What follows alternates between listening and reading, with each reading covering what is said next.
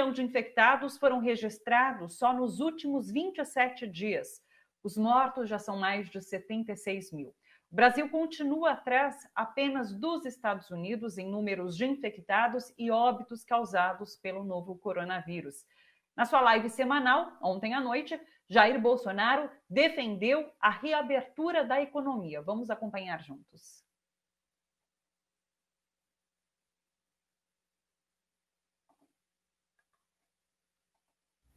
Agora, alguns acham que tinha como diminuir o número de óbitos. Diminuir como? Não é que a gente vai abrir, né? Vamos fazer um carnaval que não tem problema nenhum. Não é isso. Não podemos continuar sufocando a economia. Dá para entender que a falta de salário, a falta de emprego mata. E mata mais que o próprio vírus. Será que está difícil? Será que eu estou errando falar isso daí? Essa foi a fala de Jair Bolsonaro, então, na live semanal que ele faz às quintas à noite. Bolsonaro disse ainda que o Ministério da Saúde vai continuar sob o comando interino do general Eduardo Pazuello. Numa entrevista publicada hoje pela revista Veja, Pazuello declarou o seguinte quando perguntado sobre como o Brasil será visto quando a epidemia passar. Abre aspas, o Brasil vai ser um exemplo positivo para o mundo. Usamos o que há de mais moderno, criamos critérios técnicos. Vamos ganhar essa guerra, fecha aspas. Essa foi a fala de Pazuello em entrevista à revista Veja. O Ministério da Saúde enviou um ofício à Fiocruz pedindo que a fundação divulgue a hidroxicloroquina no tratamento inicial da Covid-19. Ontem, também, durante essa live semanal, Jair Bolsonaro voltou a falar da medicação que, lembrando, não tem comprovação científica no combate à doença. Vamos ver. Então nós temos um problema pela frente, que não tem um tratamento eficaz ainda, e pintou a tal da hidroxicloroquina, que alguns estão falando que eu estou sendo garoto propaganda dessa aqui. Não sou garoto propaganda de nada, não estou estimulando ninguém a tomar nada, mas estou orientando, procurar um médico e ver o que ele acha disso aqui. Agora, tem que tomar no início.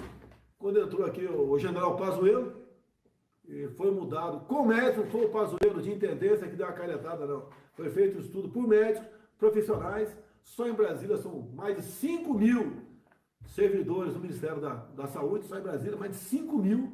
Tá? Um montão de médicos, né, farmacêuticos, né, tudo lá. E resolveram, então, vamos mudar o protocolo, orientar para também casos leves. Pronto.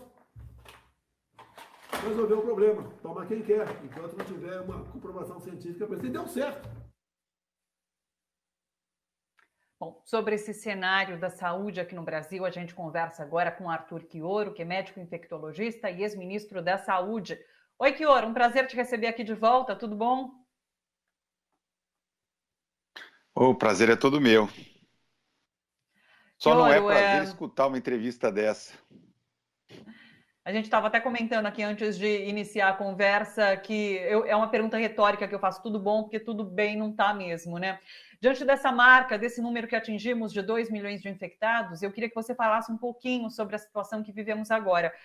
E chama muita atenção esse número de 1 milhão de infectados nos últimos 27 dias. Então, em menos de um mês, a gente alcançou esse número de mais 1 milhão de infectados. Num momento de flexibilização do isolamento, em que comércios estão sendo reabertos, já se estuda a volta às aulas aqui no estado de São Paulo. Como você tem visto e quais previsões você faz a partir desses números?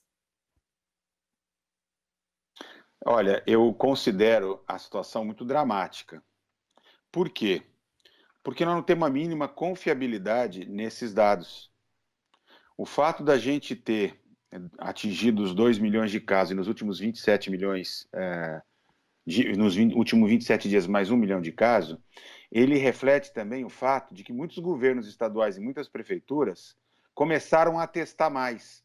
Tanto é verdade que a taxa de letalidade está caindo. E não está caindo porque melhorou o atendimento. É porque simplesmente muitos casos que não estavam sendo diagnosticados passaram a ser. A verdade é que nós muito provavelmente devemos ter hoje alguma coisa em torno de 14 a 15 milhões de brasileiros infectados pela Covid-19. né? E uma certeza nós temos: em algumas regiões do país, aparentemente, há de fato uma tendência, eu não diria ainda de estabilização, mas de uma diminuição do ritmo de crescimento, tanto na região norte, na região nordeste, algumas regiões da sudeste, mas também é inegável que algumas regiões que tinham sido literalmente poupadas no início da pandemia têm taxas de transmissão explosivas, como é o caso do interior de São Paulo, como é o caso de Minas Gerais, Centro-Oeste e região Sul.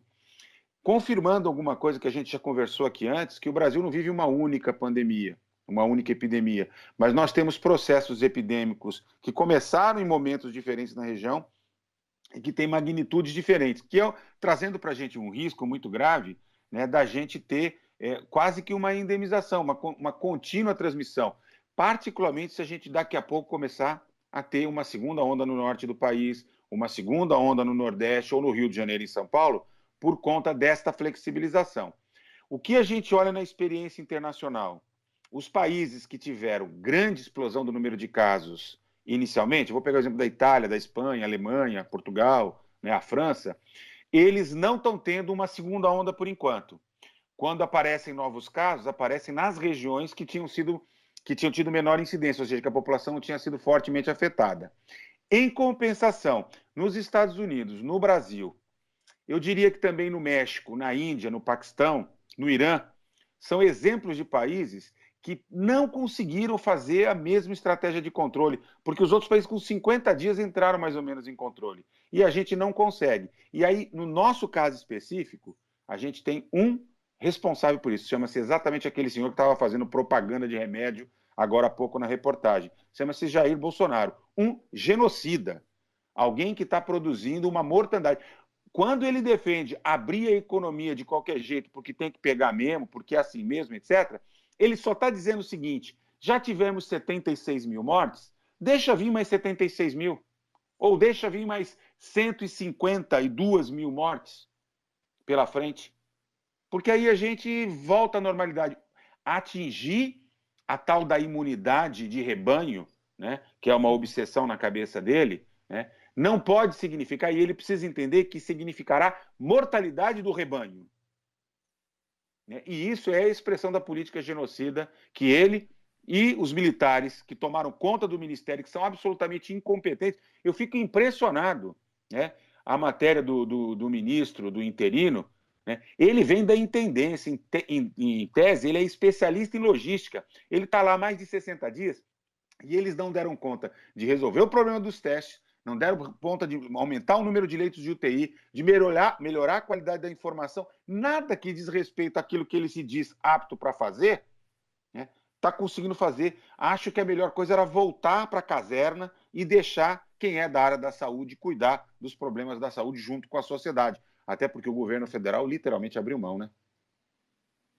Fioro, quando você fala sobre essa imunização de rebanho, algum país conseguiu chegar a esse patamar em uma situação boa, com um número não tão grande de mortes? Ou isso ainda não existiu? Realmente uma convicção que eles têm só? Em saúde pública, a gente trabalha com a ideia de imunidade de rebanho quando alguma coisa em torno de 60%, 70% da população já teve a infecção, já teve aquela doença, e, portanto, ela perde a força de transmissão quase que naturalmente. Ela não tem mais a mesma capacidade de se disseminar de pessoa para pessoa. O que a Covid está mostrando é que ela não tem esse comportamento. Por exemplo, a Espanha, que foi fortemente afetada, teve só 5% da sua população infectada pela Covid. Algumas regiões mais, algumas regiões chegou quase a 20%, outras regiões perto de 0,5%. A Islândia não chegou a 1%. A Suíça não chegou, desculpa, a Suécia não chegou a 2%. No Brasil, a Baixada Santista, 6,6%. São Paulo, alguma coisa próximo de 10%. O Rio Grande do Sul não está em nem 3%. Ou seja, para a gente chegar à imunidade de rebanho, faltaria muita coisa. Em compensação, parece, né, que a Covid, e isso é uma coisa que os artigos científicos, os pesquisadores no mundo inteiro estão muito intrigados, e nós devemos ter novos aportes científicos nas próximas semanas, eles estão tentando entender por que quando deu, por exemplo, na Itália, 8% da população e depois se manteve sem novas taxas de reinfecção. Seria algum tipo de outra imunidade, como a gente chama de imunidade celular, que não aparece nos testes sorológicos? Pode ser, mas a gente vai precisar de um tempo, porque a gente sabe que a Covid nos interroga, ela nos traz muito mais perguntas, às vezes, do que respostas. E essa é uma das quais a gente ainda não sabe. Tem uma certeza, né, que a gente só chegaria a um estágio de mais segurança quando a vacina estiver disponível. Aí acho que todos nós estamos em acordo. De resto, nós ainda precisamos estudar bastante para entender como funciona a Covid. O que eu diria aqui no Brasil é o seguinte: nós não terminamos a primeira onda. O que a gente vê no Rio, na Grande São Paulo, lá no Amazonas, Belém, no Ceará, Recife, né, tendendo a uma estabilização, né? Eu não diria que a primeira onda já passou. Em alguns lugares, como no sul do país, a onda chegando para valer, como chegou para a gente em março, abril, em maio, né? Agora, se nós teremos uma segunda, terceira onda, é muito difícil de dizer. Por isso que esse retorno à tal da normalidade é muito difícil de ser disciplinado. Retorno da atividade escolar, muito difícil de ser disciplinado. E o pior contexto que pode acontecer é a população brasileira achar que está tudo normal, né? E particularmente a classe trabalhadora ser submetida a condições de maior exposição nos meios de transporte coletivo, nos ambientes de trabalho, retornando para casa, levando para os idosos, que até agora ficaram mais ou menos protegidos, né? Eu digo mais ou menos porque os mais pobres tiveram muita dificuldade de fazer isso, mas de maneira geral se tentou proteger. Então, assim, nós não podemos jogar fora todo um esforço que foi feito, porque nós temos um irresponsável na presidência da República que manda as mensagens mais desqualificadas, truncadas, né? É impressionante, no Ministério tem 5.000 pessoas. Deixe os técnicos do Ministério para falar, que eu quero ver quantos vão bancar a divulgação, a disseminação da hidroxicloroquina. Deixa eles falarem para valer, deixa os técnicos se pronunciarem. Ele fala, a ciência diz, mas não há um estudo científico que sustente. Ao contrário, todos dizem, não funciona e tem o risco de fazer mal. Então, assim, é um irresponsável, é um genocida, é alguém que precisa ir para a lata do lixo da história, né? E é isso que vai acontecer com ele quando a gente passar dessa crise e a sociedade brasileira perceber o tamanho, né, da catástrofe que esse senhor proporcionou para todos nós. A própria Fiocruz rebateu, né, essa pressão que foi feita para o uso da cloroquina em estágio inicial da Covid-19, dizendo que a cloroquina realmente não tem eficácia. Agora, eu queria trazer uma outra fala do Pazuello, nessa entrevista à revista Veja também. Ele disse que a testagem não é essencial, que o correto é procurar o médico para que o médico fale, olha, a partir desses sintomas você tem a Covid ou você não tem, mas que a testagem não é essencial. A gente ouve a OMS, a Organização Mundial da Saúde, dizendo o contrário, que é importante testar até para que a gente saiba o tamanho da pandemia aqui no país. Como que você vê isso, Chioro? Como um atestado da incompetência e o descompromisso desse governo. Eles prometeram 44 milhões de testes, não chegaram a entregar 3 milhões de testes até agora, parece que vão entregar alguma coisa próximo de 12 milhões, mas o que a gente tem notícia pelos próprios secretários estaduais é que os testes que foram entregues foram incompletos. É meio difícil para quem nos acompanha poder entender, mas esse exame que faz o diagnóstico da Covid, ele se chama PCR, né? Um exame de biologia molecular, em que as técnicas que se utilizam, eles precisam extrair o RNA para depois poder quantificar. E os kits foram entregues sem o material que faz a extração do RNA, portanto incompletos. Então, está se acumulando nas secretarias. E o que acontece? Em todos os países do mundo, e a própria Organização Mundial de Saúde recomendam, que a melhor estratégia para diminuir a taxa de transmissão e controlar a doença é testar. Testar. E não é com o teste rápido, é com o PCR, esse teste de biologia molecular. Então, você pega uma pessoa que tem sintomas, que está tendo sinais de Covid, logo nos primeiros dias ela procura um serviço de saúde, pode ser o médico, pode ser o agente comunitário de saúde. Com base nisso, deveria ser feito o teste, confirma se ele está com a Covid ou não.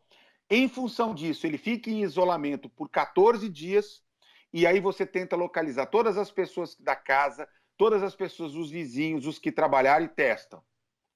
Testou todos que foram positivos, que têm os sintomas ou que não têm os sintomas, porque muitos não têm.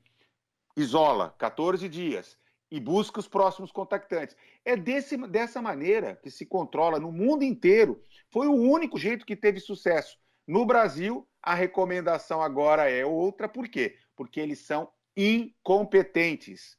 Porque eles não conseguem sequer gastar o recurso que o Congresso Nacional conseguiu liberar. São 38 bilhões e 900 milhões de reais disponibilizados e eles não conseguem executar. Por isso que eu digo assim, voltem para o quartel, devolvam o Ministério para a Saúde Pública. Aliás, é esse o teor do manifesto, do artigo, que eu e outros 6 ministros da Saúde assinamos, que está na Folha de São Paulo de hoje, 60 dias de omissão, exortando, né, o governo federal a assumir suas responsabilidades e devolver o Ministério da Saúde para a saúde pública brasileira. Deixa eu fazer uma última bem rapidinha. O que a gente tem ouvido falar agora sobre esse novo normal é que é cada um por si nesse momento, cada um tomando as medidas para se prevenir, e esse vai ser o novo normal. É isso que você está vendo?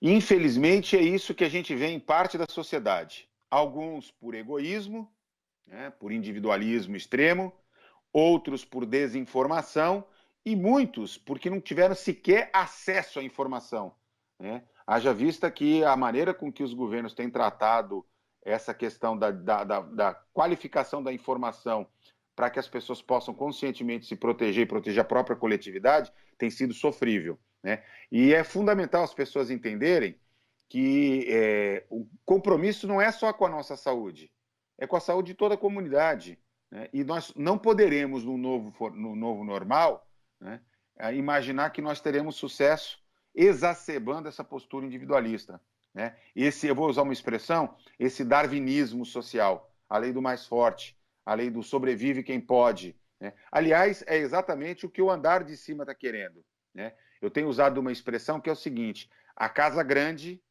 disse para a senzala, vai lá e trabalha, vai lá e pega o trem, pega o metrô, pega o ônibus lotado, pega a van lotada, se expõe, porque eu preciso continuar ganhando muito dinheiro às custas de você. Enquanto isso, eu estou na minha casa, em home office, protegidinho, quando eu saio de máscara, tomo banho de álcool em gel, né? E guardo os meus idosos em casa, não deixo ele entrar com cuidado com o meu jovem. Quer dizer, a elite está se cuidando e ela está dando um grande dane-se, um grande daí, como disse o próprio presidente da República, para o conjunto da sociedade. Eu acho que a gente precisa virar esse jogo, e aí cada um tem que fazer a sua parte. Arthur Quioro, médico infectologista, ex-ministro da Saúde. Quioro, sempre muito agradecida pela sua participação aqui com a gente. Um beijo grande, boa tarde. Beijo grande, até uma próxima.